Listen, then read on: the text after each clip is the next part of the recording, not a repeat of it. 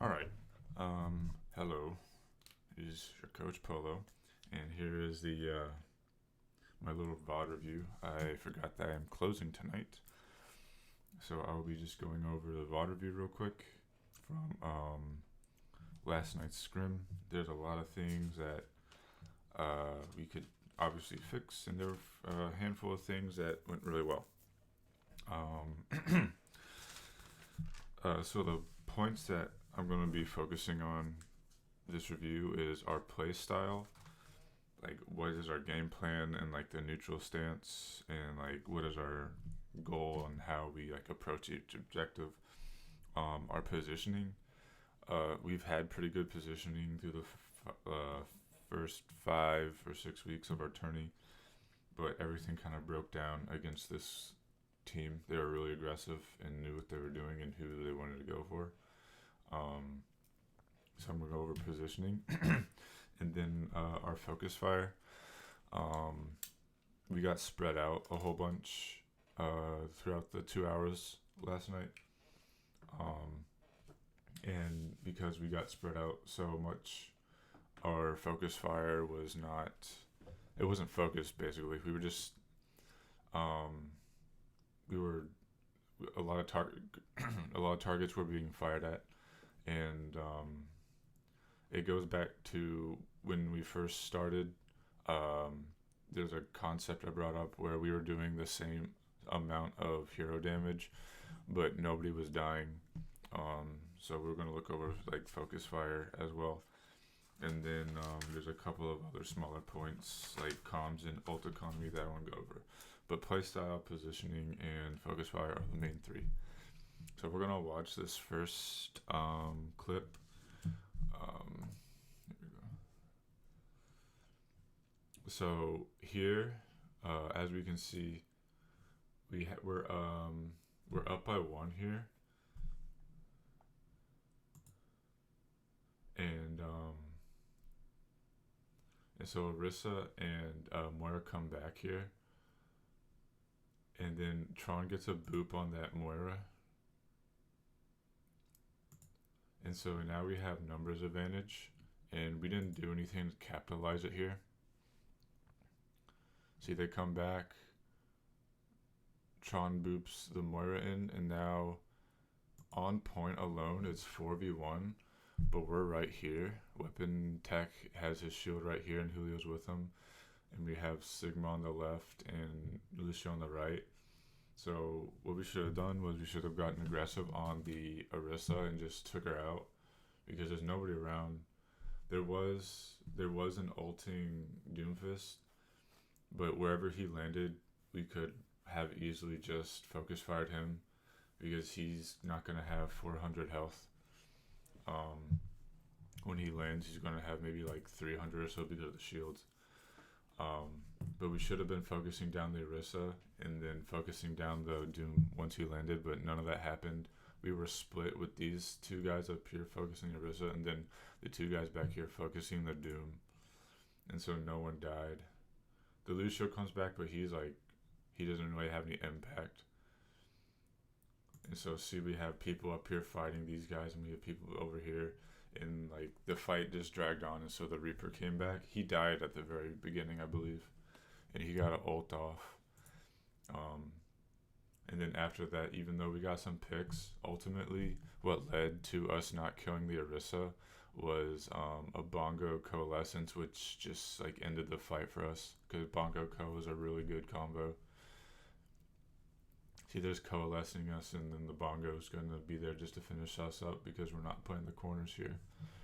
So we just have to be aware of like our number advantage and like using our comms to call out where everyone is. Like obviously not everyone was in that shot, but just from that shot alone, we had 4v1 or 4v2 numbers advantage. We should have capitalized that instead of playing passive and splitting our focus fire in between the Doomfist and the Orisa. This next one.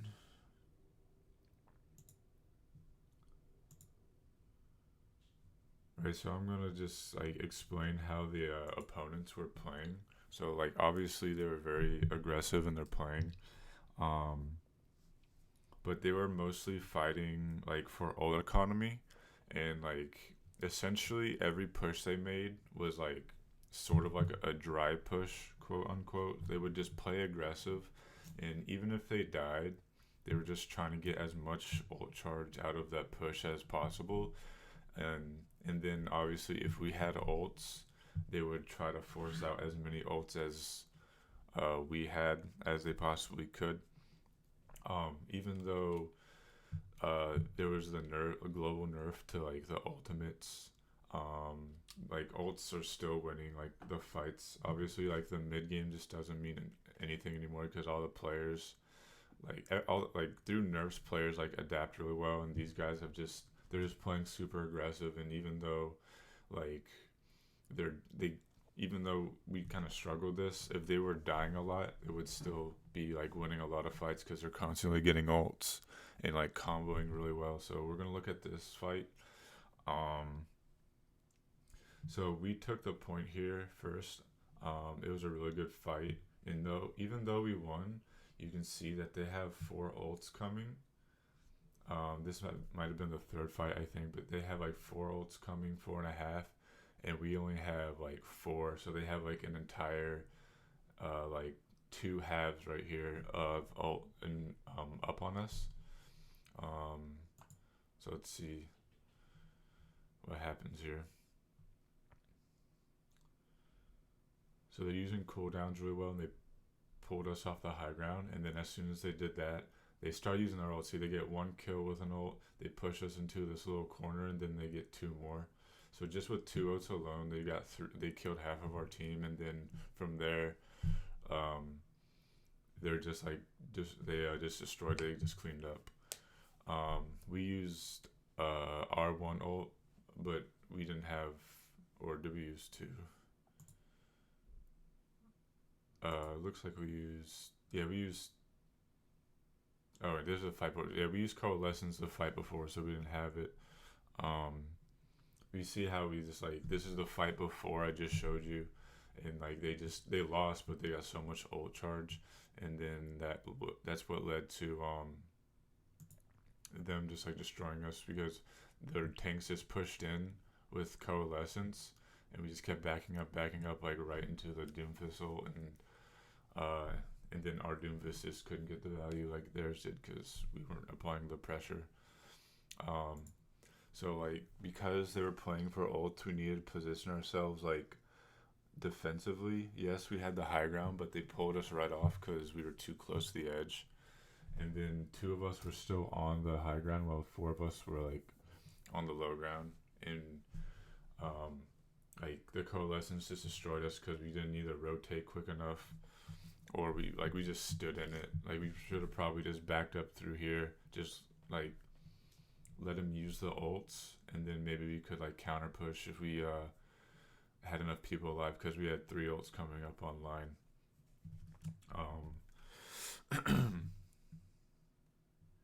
So this next fight is going to be the one right after this one. I'm going to show you like the positioning we should have done. So we're in this little choke, and they're about to use Sigma ult, and then they use the Reaper ult right in the corridor. And I'm going to, like, this is not a very good like angle, but I'm going to show you what we kind of did. So we're all kind of like in here,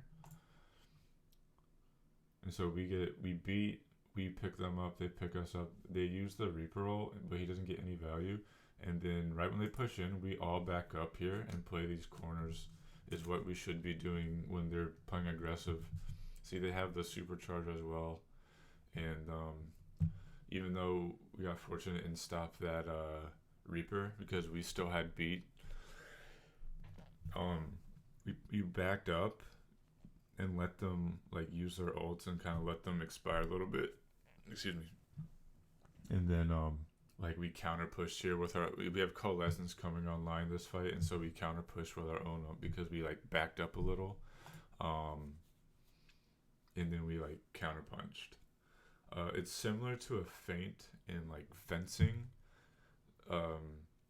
So like a feint is like a counter move when you expect your opponent to go aggressive, you can like pretend to like play defensively, But then when they make like when they overstep, we can like you like counter and you get the tag in fencing. So similar to that in here, because they're playing so aggressively, um, we can just we can like push back a little, play our corners, wait for them to overstep, and then we can use our ults to our advantage and like counter punch. This one here, we kind of backed up and played the corners, and we used coalescence, and we pushed forward, and we ultimately won the point back. Um, it's hard to like notice these things like in the middle of a game, just because it's like it's you're like so many things are happening, um, but we haven't really played against a lot of aggressive teams, but so it's good that we did now. But like when someone does play aggressive and you're just like down on ults, just play like defensively, and then we can use don't use any ults, just kind of back up a bit, play corners if you can, and then as soon as like the ults expire, we can push back with our own. Like the best two pushing back ults are going to be Supercharger and Coalescence, just because with Coalescence you get a lot, and then Supercharger just affects the whole team. So you just have to be aware, like you just know your boundaries and like choose a spot where you want them to overstep, where we would have advantage. Back there, it was past that choke point where they overstepped, and then we used our ults to counterpunch, and we got the point back. All right.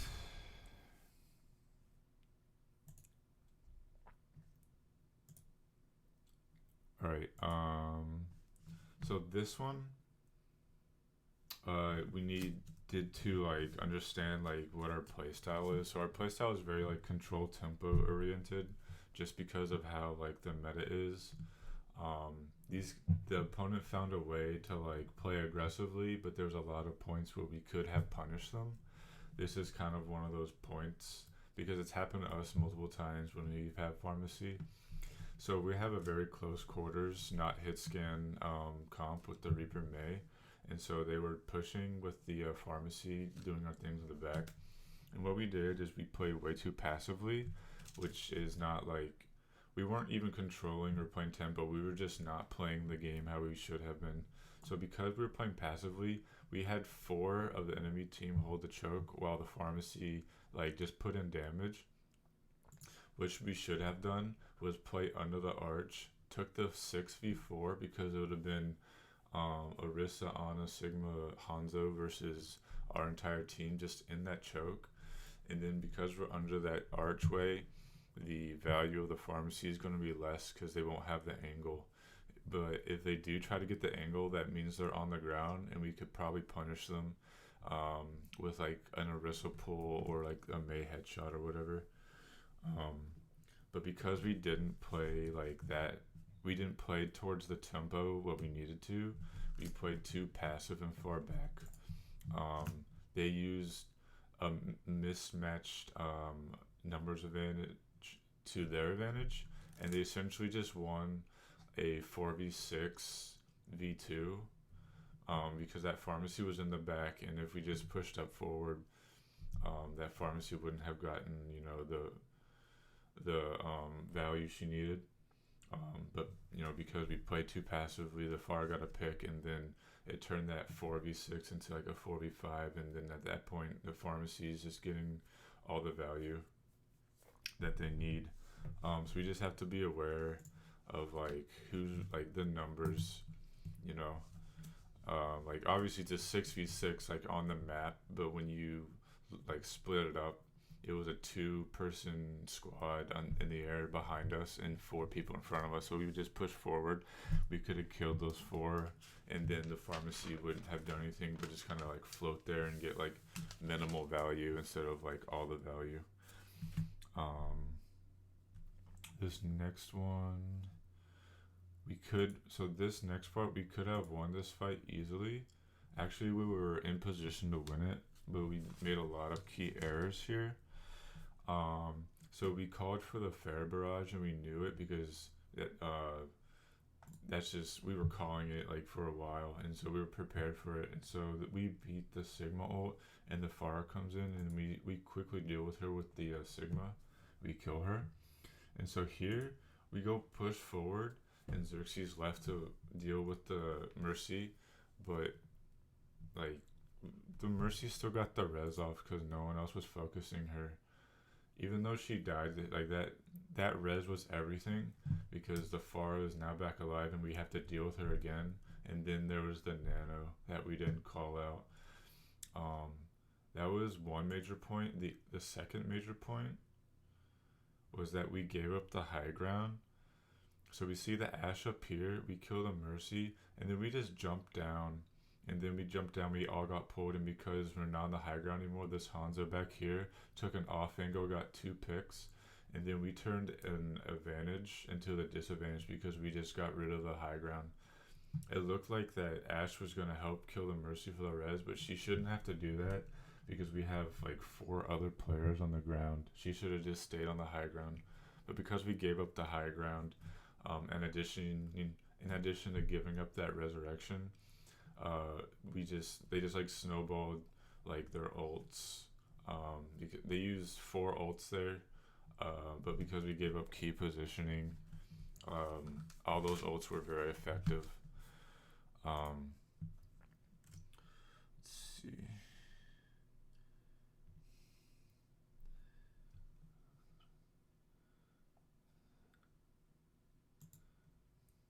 Alright, so this one is like a focus fire issue. So they have a Hanzo back here, and our team is right here with Xerxes pushed up a little bit.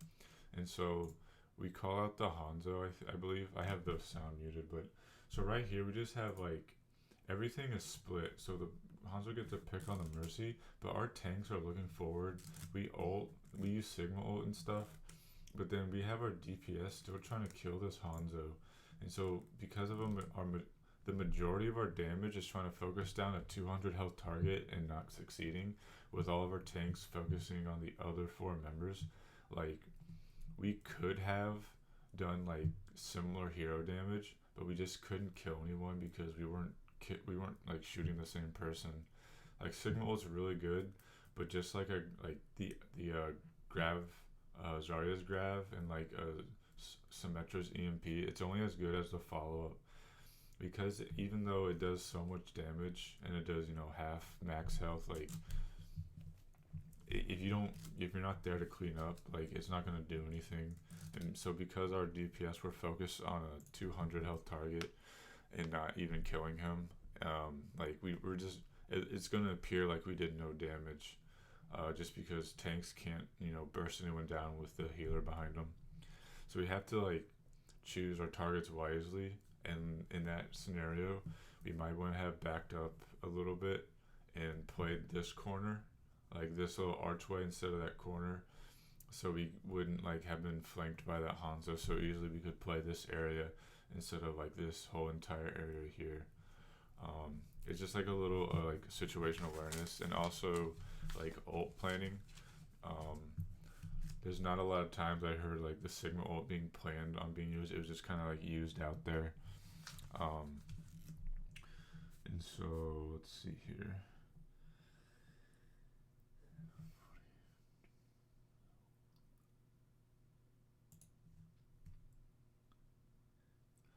Alright, so this is point 1 of Anubis. Alright, so we play the Widow here in anticipation for a Pharah, but did not play it. So that first push, the enemy team went around here and pushed through here, but because we had the Widow, we let them push out, and we had the Widow pressure. Widow didn't get a kill, but the pressure was enough where we won the fight. So the second time around, they just went under to like take away a lot of value from the Widow. And so here's another example of how they use ults to like their advantage, but we could have easily beat it if we just play the corner here.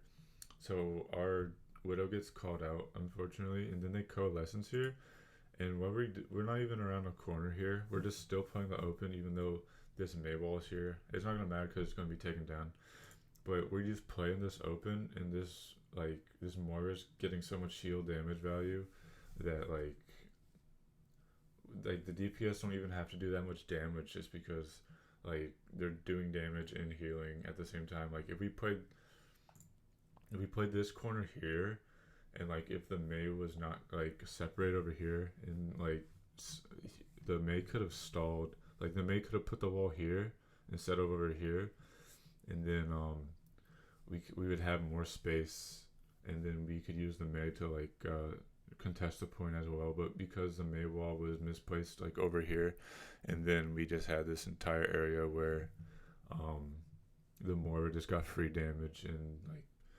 what all her team needs to do is stand in that ult because they're not dying, and we're taking extra damage because of that ult. So playing that corner is something we needed to do and be aware of.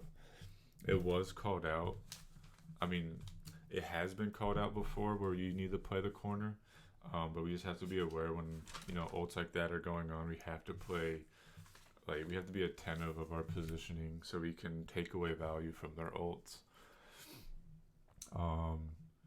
This next part is ult economy.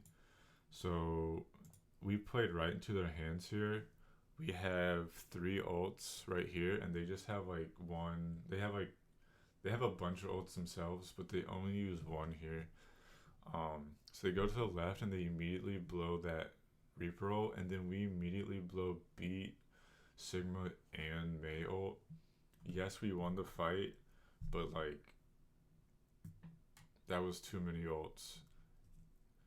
In like 99% of situations, we're gonna lose the next fight for sure because we blew so many ults and they just blew one. Now they have 5 ults here, and we just have like 2 and like a couple. Like we have really 2 ults versus 4 here, and then fortunately we did like win this, and I'm gonna like tell you why. So the Sigma actually blew his ult, and everyone he caught up in the ult had an escape. So he got the Mei, Moira, Reaper, and Orisa, I'm pretty sure, in the ult, but everyone can just get out of that ult with an ability. So that ult was like the value was like just 0. And the enemy Moira's ulting here, but we have a wall to like protect ourselves. And also because we have the wall here, the enemy Orisa went around here to try to get a new position, but we pulled her in, and because she's so far forward, our Reaper killed her. And then they actually have an advantage here with all like they've killed some of us, but because we have Coalescence and another Mei wall, we actually stalled long enough where the respawn advantage just like we cleaned them up.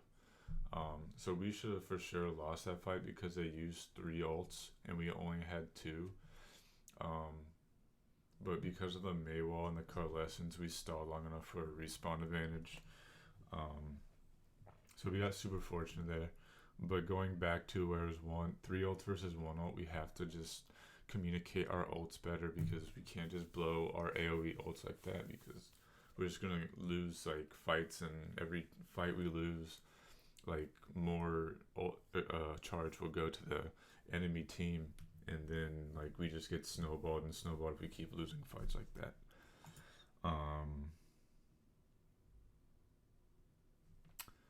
Right here actually is our next thing. So again, with the ult economy, right here we beat it when we absolutely did not beat. We had +1 advantage. Nobody was close to dying except Ashe, or Reaper rather, but we didn't need that beat at all because we used that beat. They can like come in, and like if they did have the Sigma ult or even like another Reaper ult, they would just absolutely wipe us. So you can't just like, sometimes intuition is good, but you have to like, no one was low there. We had the number, we took out their main tank even, which was the biggest one. Like that was just, that beat could have been catastrophic for the team, but fortunately we actually brought it down to overtime, so it wasn't the biggest of deals, but it's always about the principle and not the reality. And the principle is just be aware of like when to use your ults and stuff. Like that beat could have just been the game right there. Like they could have just pushed in and beat us right here. A couple more points here. So this is one of the rotations I was talking about earlier.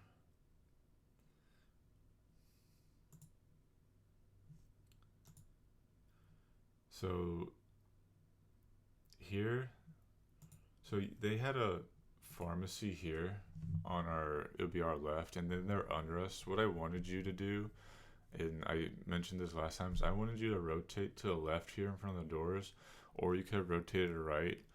I just wanted you to do the rotation because if you're in here, like they just have like the advantage because we're stuck here in this small area and they can choose like where they fight basically because they have the Pharah. Pharah doesn't really have to shoot anywhere except one direction and do splash damage. But if we rotated to left or right, um, we could have, you know, repositioned. The enemy team would be here. We could have been like down here, and so like we could have had a better shot at taking out the pharmacy, and then we could have taken out the enemy team as they're rotating on the point and such. But because we stayed here, we just got wiped out. But yeah, I want to start if they, you know, when they're in this building, we got to start rotating left or to the right, just so we have like a new position on the bunker, and they have to travel even farther to try to kill the bastion. But we have to make it quick because they catch us out in rotation. Like then, like that's just it. That's like the only risk here is that they catch us out in rotation. So we have to be very decisive about when we do it. And then one more point here.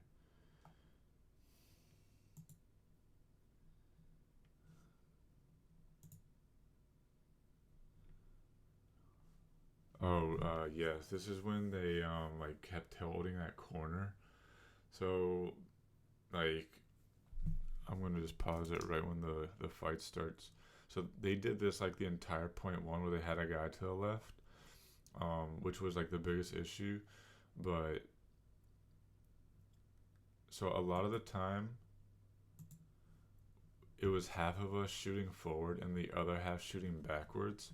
And so again, with this, the concept of we're doing the same hero damage, but no one's dying because we're not shooting at the same person. We had to just like we had a May wall, so we could have easily like walled off the enemy team. And like if it was a Reaper, we could shoot at him until he like fades out. And if he fades toward his team, that's when we can start shooting forward and focusing a new target.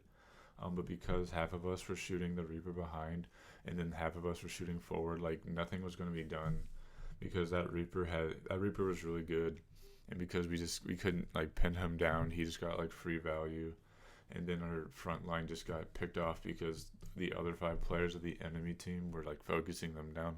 So we have to be decisive like who we want to kill, and like where they are, what targets are in front of us and whatnot, and then if they reposition, fix our focus fire. So like if the Reaper got back to his team, we would play a little slow, play the corners until a new target became available. Most likely that Reaper again because the Reaper kept flanking. But they did this for like a solid 3 minutes before we pushed through. So you just have to be aware of like what targets are available to you and whatnot. But yeah, that was my 2 cents on the VOD review. If you have any questions, ask. But yeah, thanks for listening.